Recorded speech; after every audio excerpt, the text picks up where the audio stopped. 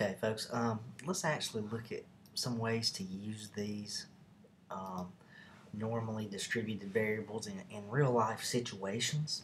Okay, so for instance, let's determine a percentage or probability for a normally distributed variable. And here's your steps. And so sketch the curve, not that difficult. Shade the region of interest, not that bad. Find the z-scores for those x values, and then use your table to find the area. Okay, so not that bad. Let's look at an actual example though. So here we are, and we have been given that the mean is 100 and the standard deviation is 16. So when I get ready to draw my curve, 100 has to be in the middle because that's the mean. Alright, one standard deviation away is going to be 116. Two standard deviations would be 132. Three standard deviations would be 148.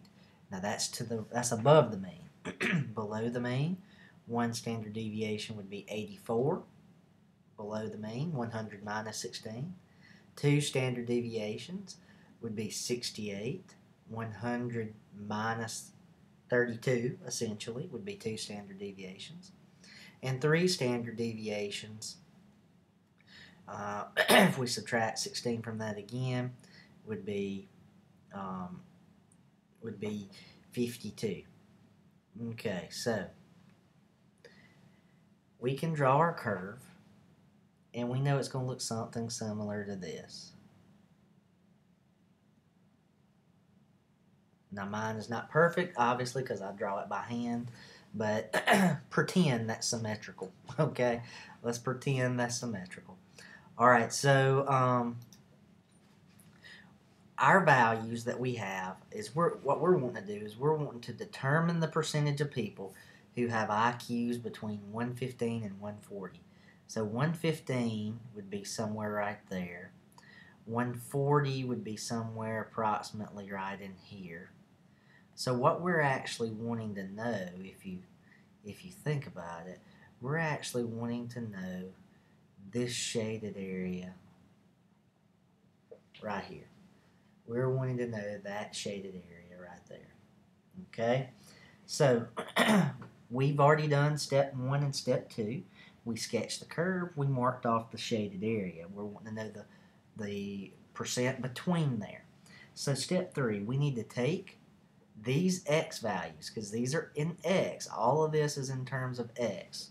So we need to take these x values and convert them to z-scores.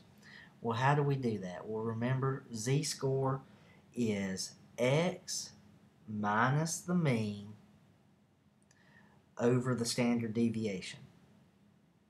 X minus the mean over the standard deviation. So for each of these, we're going to do this 115 minus 100 all over 16. And we are going to do 140 minus 100 all over 16. So if you do that and punch that out in your calculator, you're going to get 0.94 for that z-score and 2.5 for this one. So remember what z-scores do. They tell us how far they are away from the mean. So 0.94 is almost one standard deviation from the mean. 2.5, that's 2.5 standard deviations away from the mean, is basically what that's saying. And you can verify that here. We're almost one standard deviation away here, and we're 2.5 standard deviations away right here. So you can actually see that and verify that on your graph.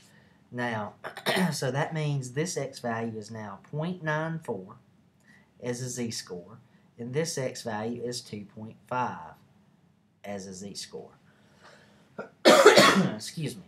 So our whole goal is to find this percent in the shaded area. So we put forth the use of the table, just like we did last section. So remember how we do this. It's the area to the left of 2.5 minus the area to the left of 0.94. Alright, so if you were to get your table out, okay, I'm not going to get the table out here, but get your table out, look up 2.5, and the area to the left of 2.5 you should find to be 0.9938 minus, alright, look up 0.94, and that area you should find to be 0.8264. 0.8264. Now, subtract this off. Subtract that off, and you will find the area of your shaded region, which is 0.1674. 0.1674. So what does that mean in terms of percentage? Well, what that means is 16.74% of people have an IQ between 115 and 140. Okay, 16.74% have an IQ between 115 and 140. All right, so next is the 68, 95, 99 rule is what I like to call it for short.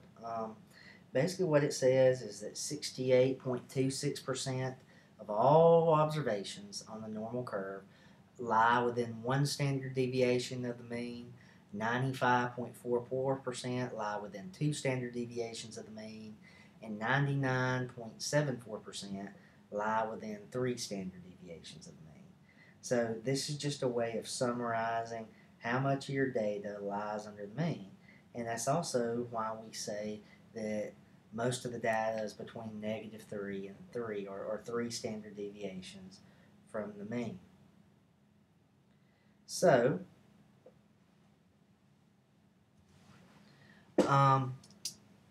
let's look back at our example here and let's apply this. Okay, so for example,